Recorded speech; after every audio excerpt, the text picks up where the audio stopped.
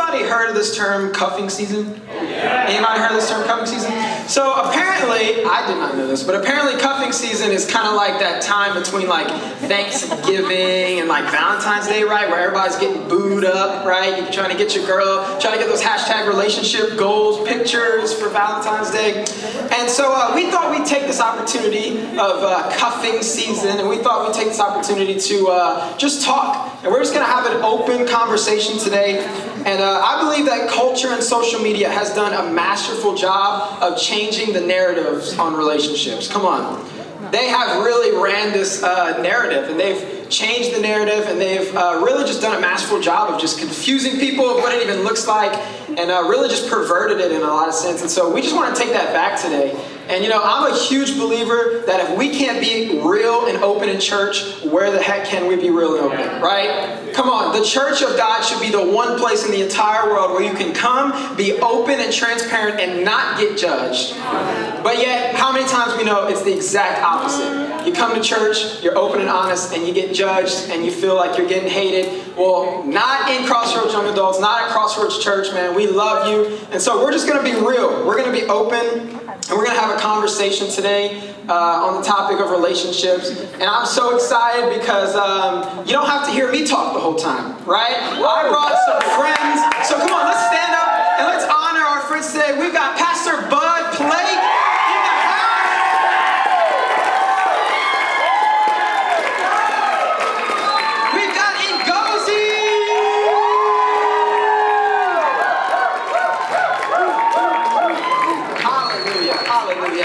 We've got Raynette. Come on!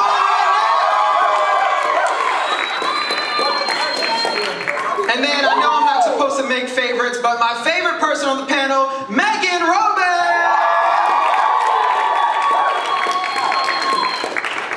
Shameless plug, shameless plug. We got so many mics going on. All right, you may be seated, you may be seated. Well, welcome in, everybody. So excited to see you here. Come on. Pastor Bud gracing us with his presence. We are so pumped. You know, every single one of these people on the panel tonight have so much wisdom, man. And they've done this thing for a while now. They've got wisdom, they've got insight. And so we just want to invite them here today. And we believe that this is going to be a really powerful time, and a lot of wisdom is going to come out of it. I want this to be super casual. I want this to be, we're just having a conversation in the green room. They don't even exist. They're not even here. We're just talking about life, right? Oh, hey, how's it going, guys? We're just talking about life, and so it's going to be super casual. We're going to ask some questions and just kind of get into it on the topic of relationships. So I kind of want to just start it off on kind of a fun note, and I would love to know, what is your biggest dating fail? I want to know your biggest fail moment, like, oh, okay, that was a fail. Like, you tried something and, maybe it didn't work. Come on. Uh-oh, Raynette said she got one, and I'm a little worried. Hello? Okay. Only dating one guy in your life. Oh! Is that a fail? No. Wait. I don't feel like that's a fail. I think if it's the right guy. I dated someone, and I found out that I looked almost exactly like his ex-girlfriend, and the only reason why he was dating me is because I looked like her. Dang. That's a fail. How crazy is that? That's really bad.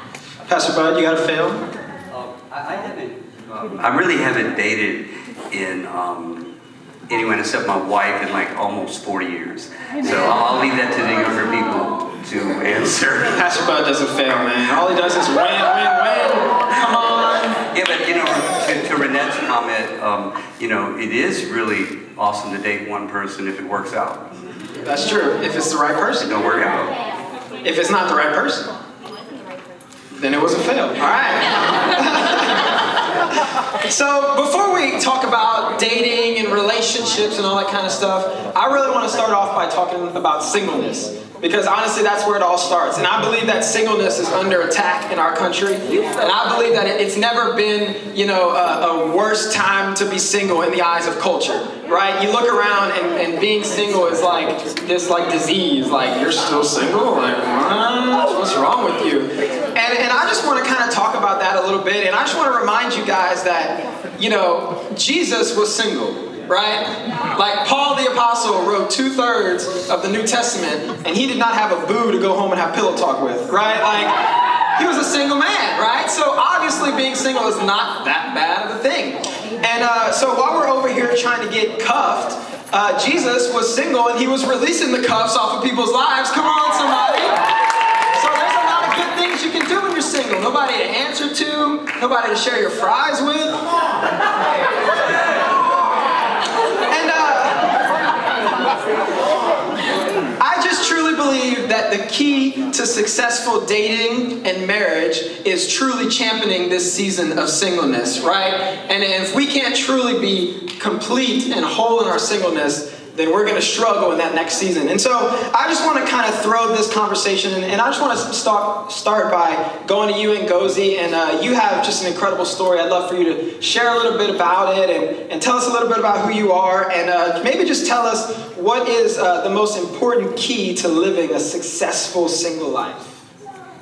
Well, thank you, Grant. A little bit about myself. That might take us all night, so I'm just going to say this. Let me put it out there. How old, can anyone guess how old I am? 17. 20. Nobody raise your hand. 21. I mean, no, it's not a trick question. Actually, it is a trick question because none of you got it. But nobody's gotten it. 42. 30. Wait, She cheated. It was Megan. That was Megan, guys. But it's okay. Yeah. Okay, so I'm totally okay with saying how old I am. So I am 42 years old. 19. Come on. And I am also a virgin. Come on. That's right.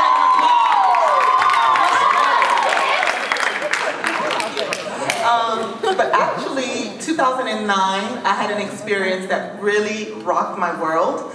So I was leaving to go to Europe, and I was told that I needed to do a, what do you call it in English, a checkup. And when I went to the hospital, the nurses basically embarrassed me and said, well, I was 30 at the time, and they said, well, if you're still a virgin, you need to actually start doing this and that because you're old. I was like, are you serious? And so I'm so excited to see that I'm getting applause tonight. Not that I really need it at this stage in my life, but I'm so excited to see that I'm getting applause because they basically embarrassed me that day.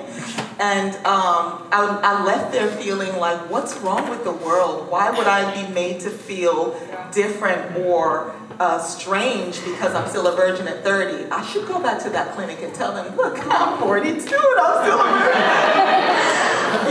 But after that, God really brought me through this season where he gave me, I had a dream and, a lot of things happened. I wrote a play called The Truth About Chastity, and through that, God really showed me, one, the beauty of our purity and chastity, and he also showed me that he doesn't see in Christ, he doesn't see the virgin any different from the ones who have been sexually active or the ones who have had abortions. And so that play was really liberating to a lot of people. But to answer your question, Grant, I would say that the most important key to living a single life is to be single. The word single means whole. So you talk about single numbers, whole numbers. Okay? And so the problem, I have the wonderful opportunity of working with Pastor Bud in pastoral care. And because I went back to school and got my master's in pastoral counseling, Pastor Jeff and the staff here has graciously allowed me to counsel women. And one thing that I've seen is that there's so many women that are, let me not generalize just women, there's so many people that are fractions, they're not whole. And so when a fraction joins up with another fraction, the Bible says two become one, right? So the two shall come together and become one. So if you're half a person or a quarter of a person, when you join with another half or another quarter, in God's math, that can't make a whole. It can't make one. So it's either you're going to have half a marriage or a quarter of a marriage. And so my recommendation to you, to us that are single, is go through the journey of becoming whole. What does that look like? It's different for everybody, but only your Creator can really show you who you are. And just this week, I love my pillow talk with Jesus. And he shared some things with me, and he told me, write down, seek my glory. And I'm like, okay, God. But I've learned when God says something, don't just write it down. Go back to him and ask him, what does that mean? Well, in John chapter 17, Jesus said, God, I glorified you by doing what you called me to do. The glory of a person or a thing is becoming the purest form of that thing. The glory of a rose is to be a rose, not a carnation. So your glory is to be you, not a great copy of somebody else, not the next imitation Elvis Presley or, whoever your icon is. Your greatest gift to God and ultimately to your spouse, when and if you do get married, will be to be an authentic version of you.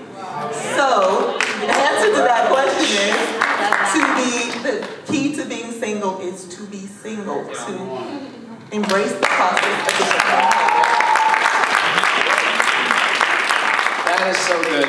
I was somebody who didn't do that. I was somebody that my whole time being single, I was constantly looking for the next person, all right, who's got potential, and I really did struggle. And luckily God gave me that opportunity before I got married to kind of do what you said and to be whole. And that's so incredible. And so I wonder, just kind of opening it up to everybody, in regards to what she just said, which was incredible. So if you have anything to add to this, I'd love to know from some of your experience, what is something that maybe you learned during that singleness process, or maybe you wish you would have learned during that singleness process that would kind of help some single people in the house tonight? Well, I would say, because I'm a newlywed, I've been married for 7 months. That deserves praise. What I've learned is there are certain things that you do not want to bring into your marriage. And so what I love about my season of singleness is that I loved that I was able to be refined by God. And like Jaron said earlier, let God fix some things that were broken in me before I met Grant. To meet my husband and be completely whole and healed. And of course, God is using him to sharpen me now, but I'm so thankful that in that that singleness, I was able to work those things out without it hurting you or affecting you or, dragging him through the fire as collateral damage from my mess, things that I didn't allow God to fix. So that's what I loved about my season of singleness. That's so good. That's so good, man. So, along with the area of singleness, I really believe that another area that's been, and it's so obvious, that's been under attack in our country is the area of sex, right? And that's something that has been, very attacked and perverted in our country into something that it honestly was never meant to be. And speaking as somebody who, in my former life struggled with pornography and lust and different things like that, I know what it's like to be a guy and even a girl in this world and be constantly surrounded and bombarded by sex everywhere you go. And it was made to be something that it was never meant to be, And so I just want to talk about that. I just want to kind of be open. And babe, I kind of want to throw to you on this one because, I don't know who in here knows Megan's story, but it's absolutely incredible. If you heard some of the stuff that she's been through in her life and overcome, man, your jaw would drop to the floor because she's this incredible, happy person. And then to hear what she's been through is just incredible. So I would love to just kind of open it up to you on this topic because I believe that you have a lot of wisdom. And maybe if you could share, a little bit about your story and maybe some of the traps that of culture that maybe you kind of fell into. Yeah, for sure. This is a deep question. But I want to be transparent with you guys because I was telling Ngozi backstage, I feel like we didn't have these conversations when I was in my 20s and I just turned 30. And so just a little bit about what I went through. So I didn't grow up with a lot of love. I had an absent father, and me and my mother were never close. And so, but I grew up in church. I was a proud virgin until about the age of 22. And in college, there was this grad student who kind of gave me attention. And over the course of the next few months, like, he filled those voids that I had. And what I noticed about the beginning of my backsliding into that sexual world is that I held on to my convictions in the beginning, and I said, I am waiting until marriage to have sex. Don't even try with me. But how it worked was slowly but surely over time and little by little, I would sacrifice or budge just a little. And little by little, it's like pennies, dropping them in a bucket. Eventually that bucket was full, and my God, I miles away from my convictions until one day, actually on my 22nd birthday, I lost my virginity willingly. And, you know, there was a time when the Holy Spirit would convict me.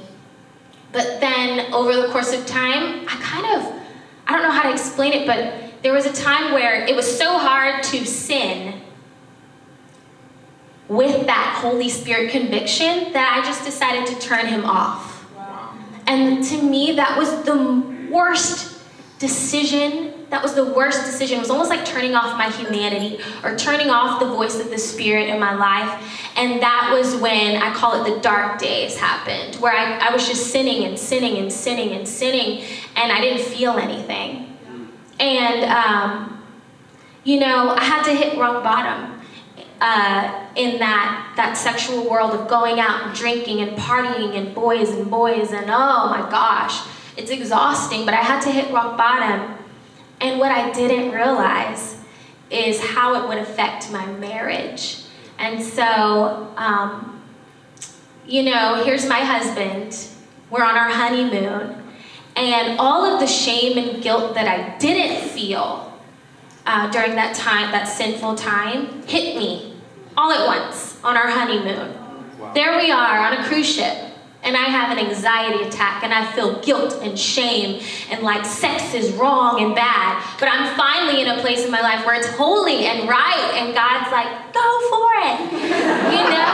But I'm like literally like crying, and I'm hot, and I'm having anxiety and fear, and all that shame just hit me all at once.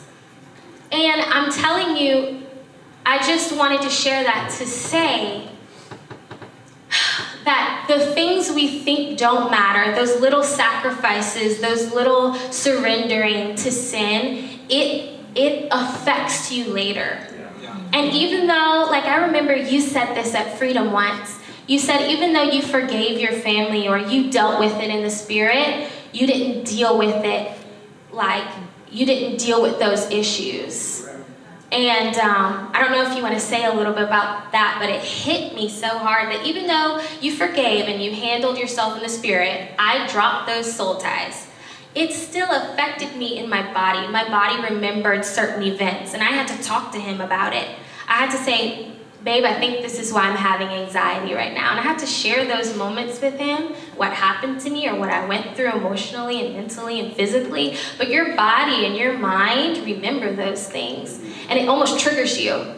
Like, it triggers you back to that moment. So here I am in marriage, happy, and I'm so excited. But I have to deal with that. I have to deal with those things as they come up. It's so good.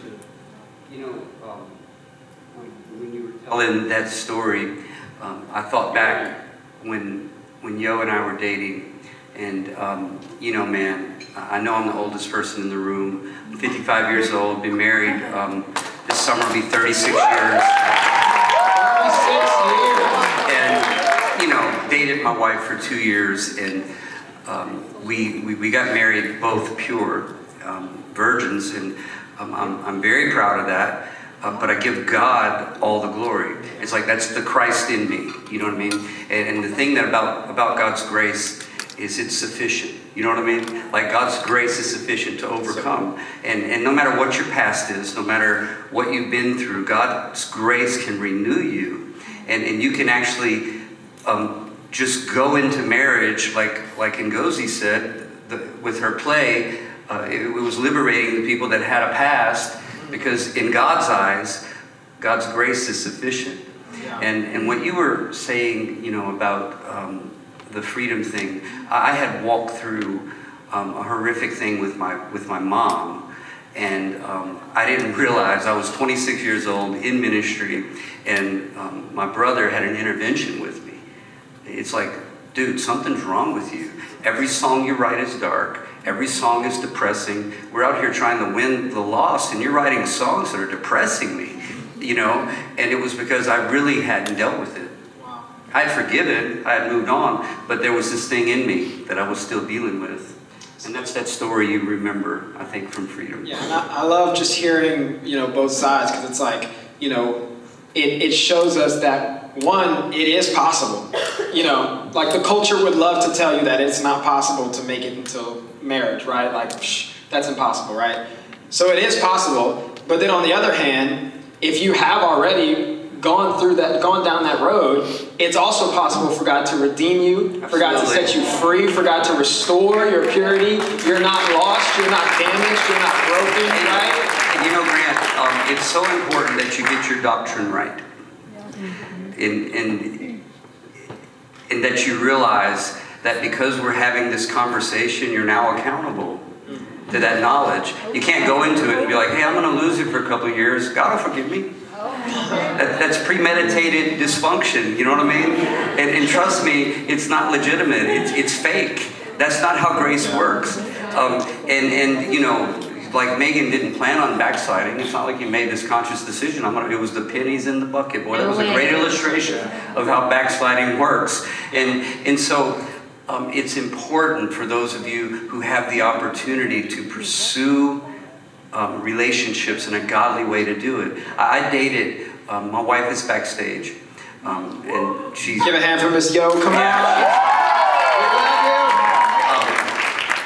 Greatest lady, most godly lady I know.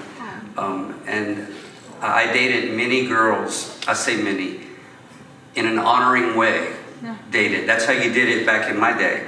The guy that wrote Do Away with Dating, that book, he's recently come out as being gay, And so, anyway, just a little food for thought. Dating, kiss dating goodbye. Yeah. Have y'all heard that controversy? That he came out and all that silliness.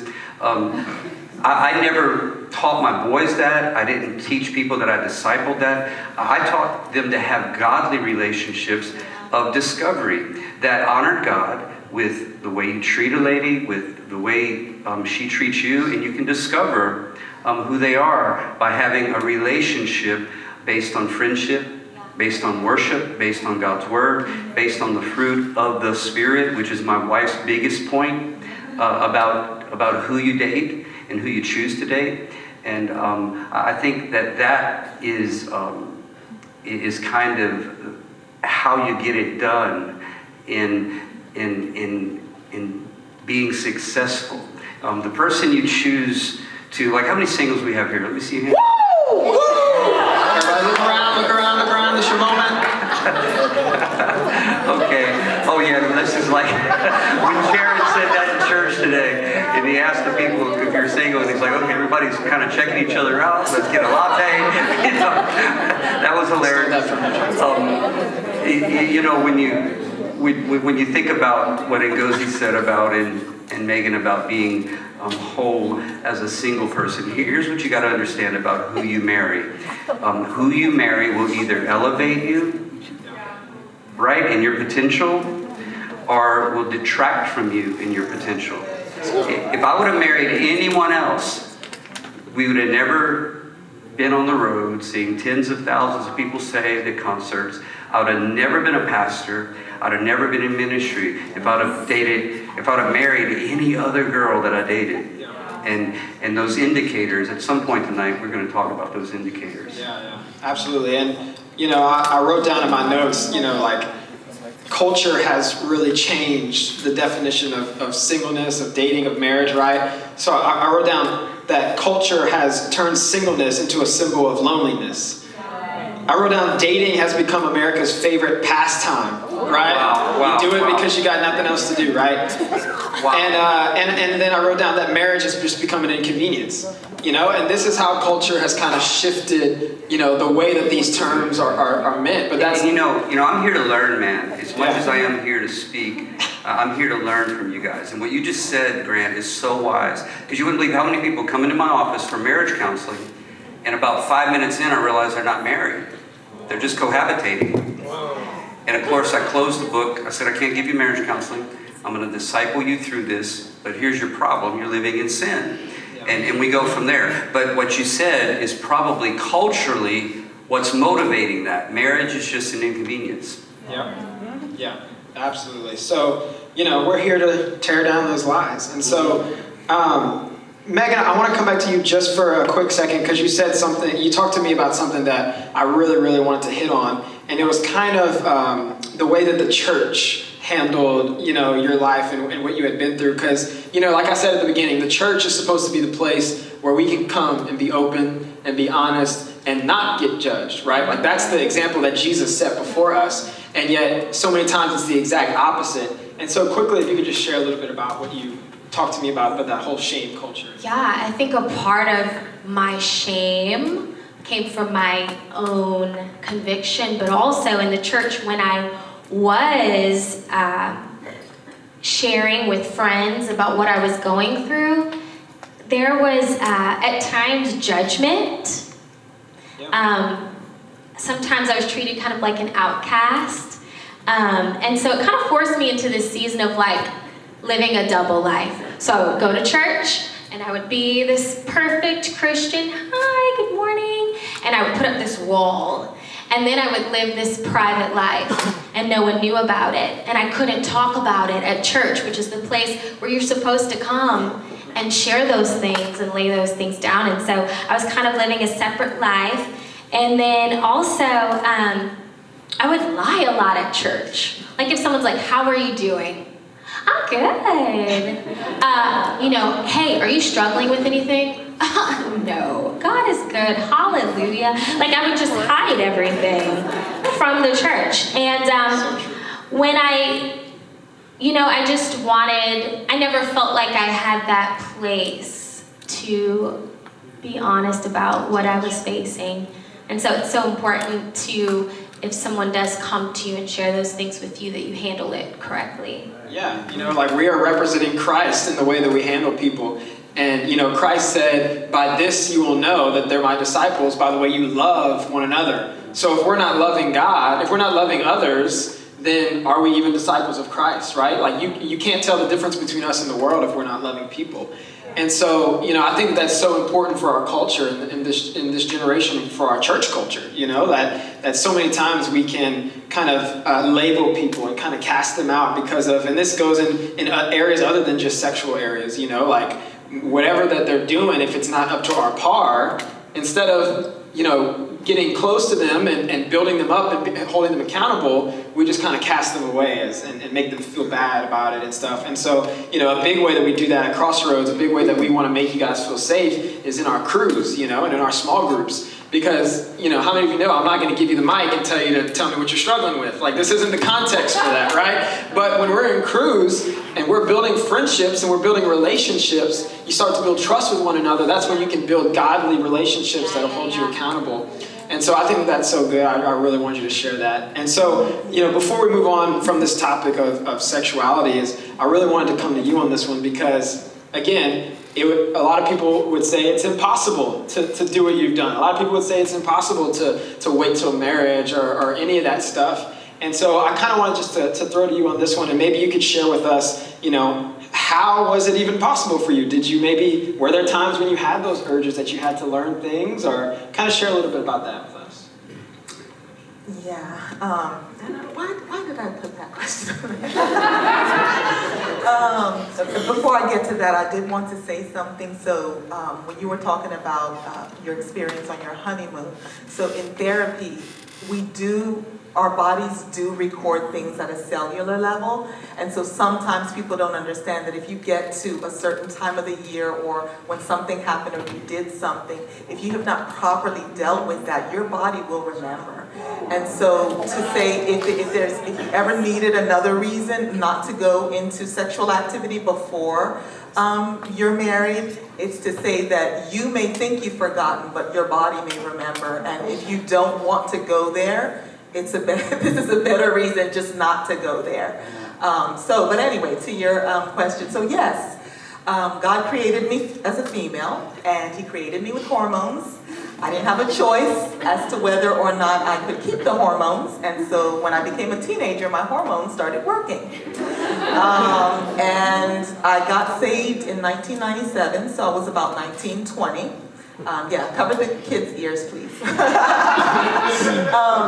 was about 19, and so initially it was okay because my dad, I love my dad, he's so great. But he was really strict, and I have a sister and 2 brothers, so he would come back from work and he'd count our heads like chickens, like, okay, all my kids are here. And so I never really, my dad, I had his full attention, so I never really had that urge to go out or to seek attention from guys. But the older I got, and then when I moved away from home, it was more like, okay, well, I'm getting attention from guys, and what do you do with this? And so, as a believer, first of all, I knew that, okay, well, I don't want to do this because God said. But then the older I got and the more my hormones were still working, it was like, okay, but God, what do I do with this? And so what I started to do was I literally took those desires back to God.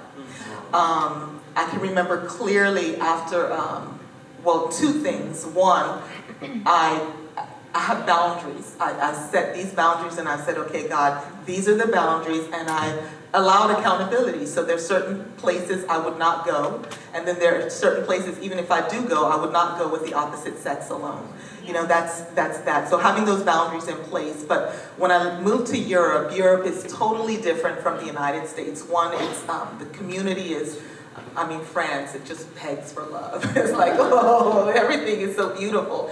And so when I was there by myself, no family, I would say that was when I really knew whether or not my value system was real. And it got to the place where I was sharing this earlier with someone that maybe I had met a guy and he was so good looking and maybe something could have happened. But I say, because I had put those boundaries in place and because God knew my heart was really to please Him, I kid you not, the whole train station shut down so this guy couldn't come to the city where I was to meet me. And initially, and I could tell, I'm like, God, I know what's going on here. And then something else happened. And what God started showing me was, you get to a certain point, Ngozi, I know you want to be kept, so I will keep you. Wow. And so if you really, really, really want to be kept, all of heaven's going to back you up. Angels will back you up. So, true talk. But there was one night, it was just me and the Lord, and I'm like, God, I'm struggling. I'm having these feelings, and I need you to help me.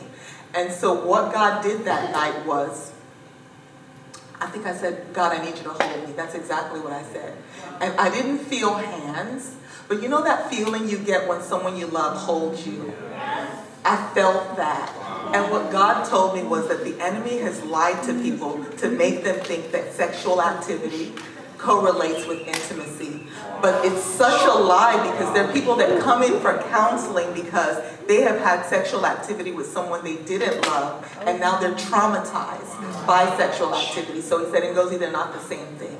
You can feel that feeling of love and ooey gooey and all of that without the touch, because God is the one that translates those feelings. And so right now,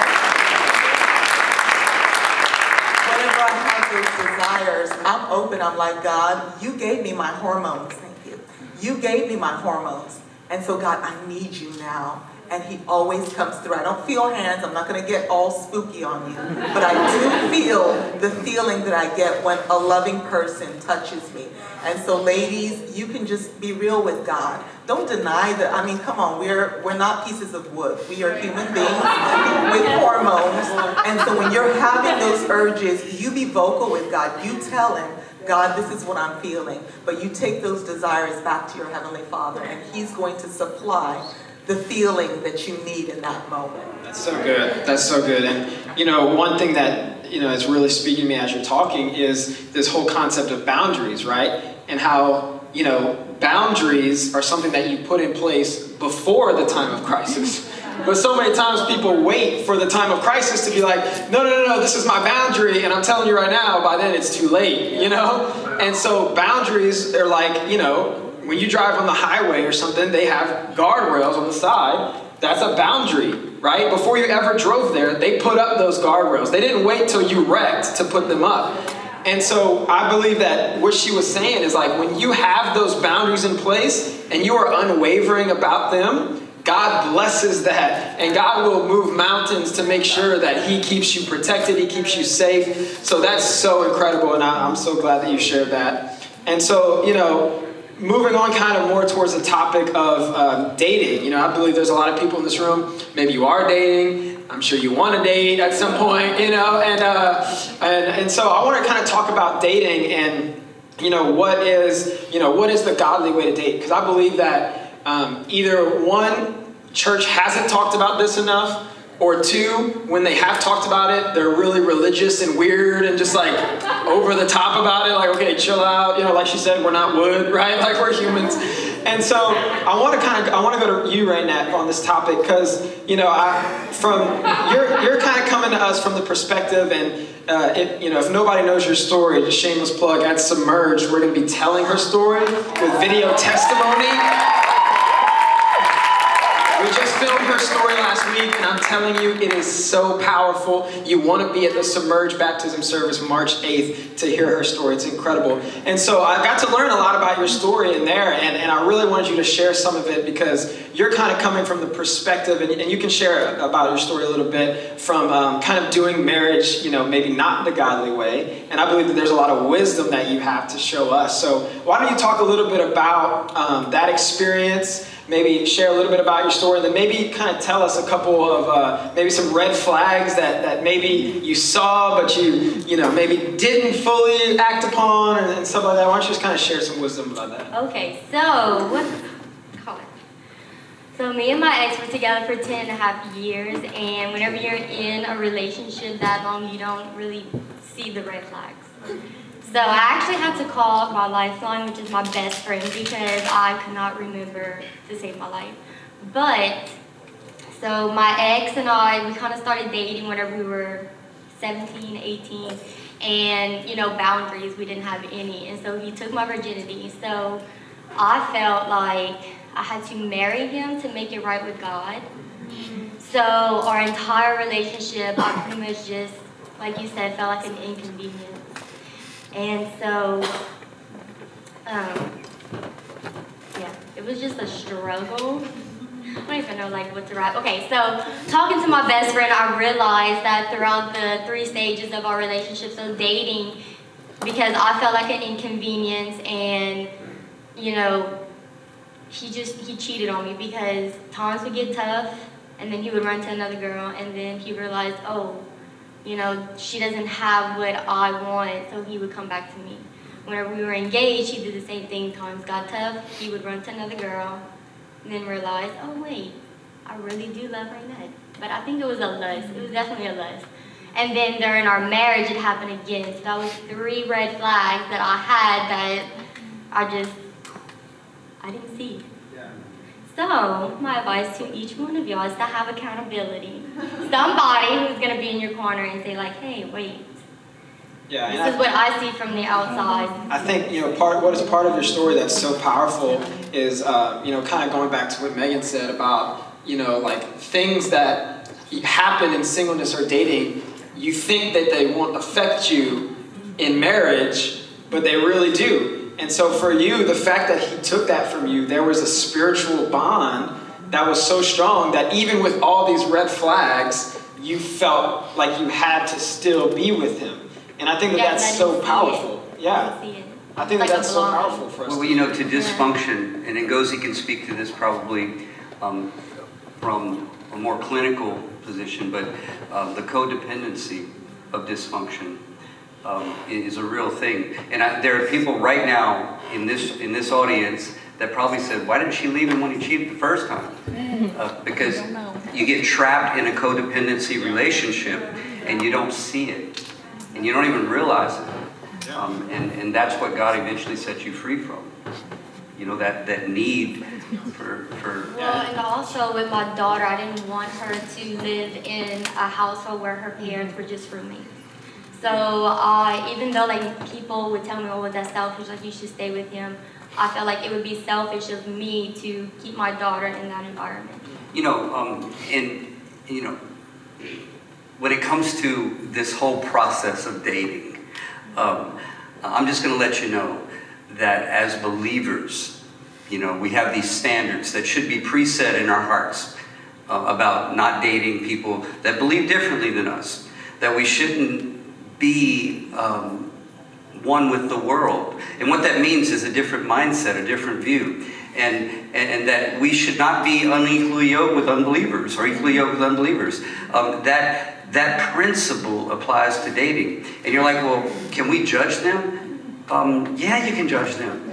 Absolutely, you can judge them. It's your right to judge them. That's what you do. And the moment you see an indicator, because there's a lot of people, and I'm just going to share this with the ladies in the house. There's a lot of young men that come to church looking for good girls. And they're faking it until they get what they're looking for, and then they move on. And they're not legitimately worshiping God. They're not legitimately seeking God. They're not being discipled. They're not discipling others. They're not hungry for the presence of God. They're just in church. And yeah, you can marry a good little churchgoer and get just as much dysfunction as meeting somebody in the club. You know what I'm saying? It has to go, dating and the boundaries of it have to go deeper than that. It has to be deeper than that. And it's like, I remember when I was going through this process and I was searching for Yo. That's who I was searching for. When we finally came together, it was like she was the answer to every prayer I ever prayed. I fell so deeply in love with who she was. She out-worshiped me. She out-prayed me. She just in every way out-pursued God in her life, in the way that she lives. And I had never found that. I would break up with a girl if they were unkind to someone else. I would, because I'm not going to date. If you're looking down on another girl who's not as fortunate as you, I'm not going to be around you. And I wouldn't know that unless I dated them. You know what I mean? And so those flags, you have your boundaries set up. And to be successful in dating and really be pure in dating, and Gozi will go through this. She will eventually, I know for a fact, she will fall in love. He's 6'5". He's a big dude. He's coming. He's on his way. I'm sorry, babe. I can't live up. But the point is, once you fall for somebody, like Grant said, if those boundaries aren't in place in advance, that's the wisdom you need to be successful, and how did me and Yo make it for 2 years being really, really in love is, I remember her and I talking about it about 3 months before we got married. And I remember telling her, one day we're going to have kids and I'm going to want to be able to look at them and tell them that I was pure to your mother, and she was pure to me, and we honored God first, and I hope to think that made a difference, in their lives, and it certainly made a difference in our marriage, and in the quality of our marriage. Because can I tell you, I know a lot of married people, and I have a lot of great close friendships, and a lot of people have great marriages. I don't know anybody that's happier than I am. Wow. You know what I mean? And we legitimately are still madly, passionately in love. You know what I mean? And yeah.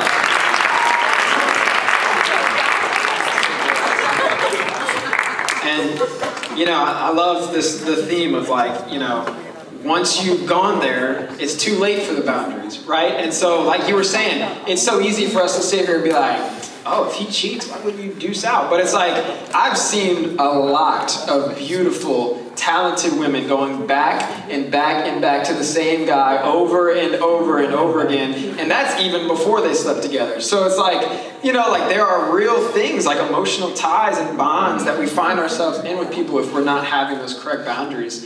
And something that we mentioned backstage that I'd love for you to touch on, like as somebody that's come from, being married for so long and in a successful, godly marriage, did it the right way, I would love for you to share with us maybe a few keys, like things that we should be looking for as we're looking for that potential spouse, Yeah, and I would say this, Grant, go to Galatians, the 5th chapter. Look at the fruit of the Spirit. This is my wife's advice to you from backstage. Look at the fruit of the Spirit and judge your potential mate based on that. Because this is the multiplication. Here's how it works. If he's unkind to you when you're dating, he will be a tyrant when you're married. Everything gets worse. If he doesn't open your door for you, right, on your first date, trust me, he'll be closing doors on you by the time you're married 5 years. And this is how that math of relationship works.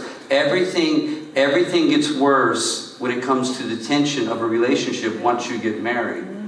And don't think you're going to change it. Any energy you put toward changing another person is wasted energy, and it only brings frustration and creates rebellion. You got to allow God to bring you the right person. And then you have to really, really, really judge them according to God's standard.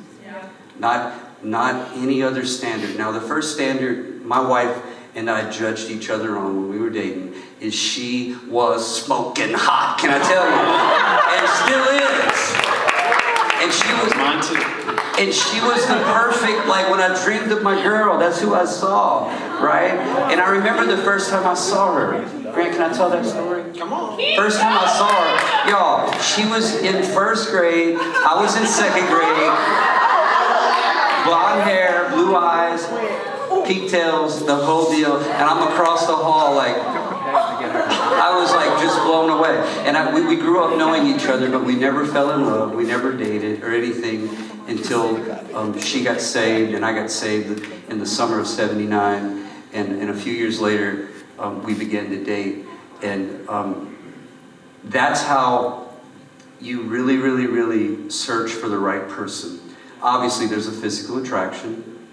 Obviously, there is an emotional connection. Obviously, there is a personality thing. Once you get past all that, then you go to the fruit of the Spirit and you begin to really judge that person. Because if they're unkind to their mom, if they're always talking bad about people behind their backs, no. If they're contentious with you and mean to you and impatient with you, you don't want to live that way, right? Because that person, now we're going way beyond, what Raynette went through. Obviously that was traumatic what you went through. This is on an emotional level and a spiritual level. And I'm speaking to you as believers, as people that are following Christ, that you evaluate that potential partner in life. Because marriage, the thing that Hunter used to tell me about being married, he's like, Dad, it lasts forever. It's like this is important, It's like, there's like, because it's a long time. The rest of your life is a long time. And you don't want to get in a relationship with somebody who you fall in love with. And listen, it is possible. We counsel them, married couples, where you can actually fall in love with somebody and not really like them. I like you, babe. Thank you. Hey, as a matter of fact, when I made my move, right? my dad had this talk with me, and my dad actually said, Bud, you're overlooking the most beautiful young lady in our church. What's wrong with Yo? Why don't you date her? And I was like, never thought of that. So I went to church the very next service. I was a worship leader. I came off the stage, and I went to sit by her, and I asked her if she would marry me, just like that. You know, you just got to go straight for it. And she answers me with this. She answers me because we were friends, you know, so it was not really, it wasn't stranger danger. It was, we were friends. And she literally told me, you know, maybe in 10 years. And then the first thing we told each other was we like each other. Because the love word was all out of bounds for me. Because I wasn't going to tell a lady I loved them until I knew I was going to marry them.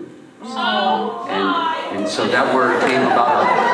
And I know she's backstage. I don't have my phone, so she's not texting me the details, but I think it was like 3 weeks into the relationship where I was like head over heels in love. 2 weeks?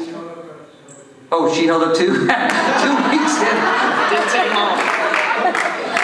Man, I love that so much because, you know, despite what culture says, despite what the world around us may try to convince us of, at the end of the day, the whole point of dating is it's a step towards a goal, right? The goal is marriage. You know, we don't date just for something fun to do, you know? And I remember even on our first coffee date, the first time we ever even talked, you know, I wasn't weird. I wasn't like, you want to marry me? Because we didn't know each other like that. We didn't know each other like that. We had just met a few months before. So I didn't go that far. But I did say, like, look, if I'm going forward with anybody, if I'm ever going to date somebody, it's because I have marriage in mind.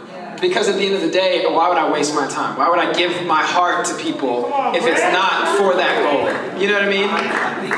I think that is so wise that we date with the intention to marry. Once you figure out you're not marrying this person, you need to break it off. In a loving Christian way, you know, break it off. Because you date with the intention to marry. Yeah. And I think that's just wisdom that you share. Yeah. And I think if you don't date with the intention to marry, you're dating with the intention of using somebody and one day discarding them.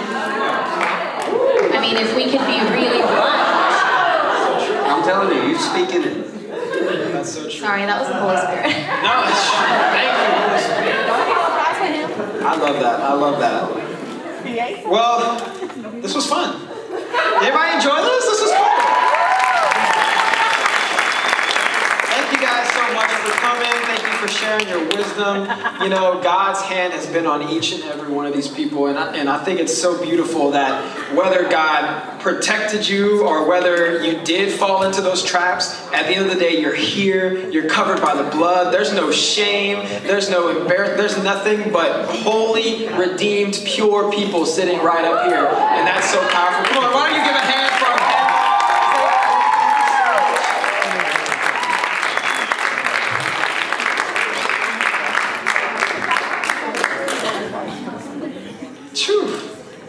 Good thing we recorded that. I'm going to have to go back and watch that a couple times. So, you know, there's been some incredible wisdom that has been spoken from the stage today. And just really some things that I hope you learn something, whether you're single, whether you're married, whether you're dating, whatever it may be. I hope you can walk away with some wisdom. I hope you can walk away with something tonight. And I really believe that God spoke something. And if there's anything that I would want you to take away, if there was one takeaway, and the band, y'all could go ahead and start coming out for me. If there's one takeaway that I would want you guys to walk away with today, it's know your worth. Know your worth. Because at the end of the day, if you don't know what you're worth, you're going to keep falling into these traps that we talked about tonight. And that's why people keep going back and back, and people keep going into stupid relationships, going back and forth between these people. I've seen some of the most beautiful, talented women sleeping around with guy after guy because they didn't know their worth. I've seen incredible men of God going from girl to girl, using and abusing them because he was trying to prove that he was a real man. He didn't know his worth. And if you could walk away with anything today, it's know your worth. You know, I love the analogy of the dollar bill, right? Because if I took a dollar bill and I crumpled it and I stepped on it, maybe even tore it a little bit, guess how much it would still be worth? It would still be worth $1. And I believe that there are people here in this room that people have stepped on you, people have torn you down, people have treated you like dirt, and God is here to tell you He is the one who placed your worth. And He thought you were worth dying for. He thought you were worth giving everything for. No one can change that worth. No one can change that in your life. So why don't you go ahead and stand to your feet. We're going to go right back into worship. And I really, really want you guys to walk away with that knowledge. You know, I heard a story about, or I learned about how elephants that are in the circus, when they start from a baby, they start them off real young. And when they're a baby, they tie them to a chain that is staked into the ground so that they don't kind of wander off. Well, what's funny is those elephants grow up to be full-grown adult elephants. I researched a full-grown adult elephant can weigh anywhere from 5,000 to 14,000 pounds. These are big boys, right? And what I found so funny in my research was that even when they're 14,000 pounds, they still chain them up to the same stake in the ground. And it keeps them right there. The elephant has been so conditioned in its mind from birth that that chain is holding him back. That even though he could snap it in an instant, he feels like he is stuck by this chain.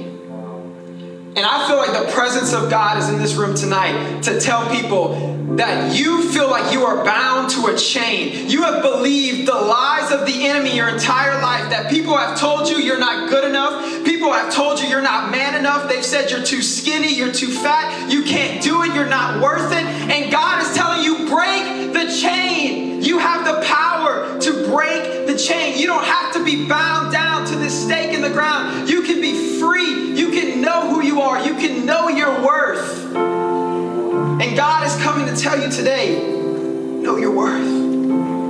It doesn't matter what they say about you. It doesn't matter what they've told you in your past. It doesn't matter how they treated you. You are here today because you are loved by God. And God wants you to break the chain in your life that is holding you back. You're strong. You're worthy. You are anointed by God. You are pure. You are set apart by. Can I speak truth over you guys tonight? Can I be honest with you? You are set apart. You are God's chosen people. You are daughters and sons of the one true God. And that is your worth. And when God places a value on you, nobody can take it away. You are worth everything we talked about up here. You are worth doing it the right way. Don't settle for anything less than the best that God has to offer you. So we're going to go back into worship. And if you're in here, maybe you don't know your worth, I challenge you. Worship God. Worship your Creator. Worship the one who placed that value on you tonight. And I believe God's going to do something powerful in your heart and in your life tonight. Come on, let's go into worship.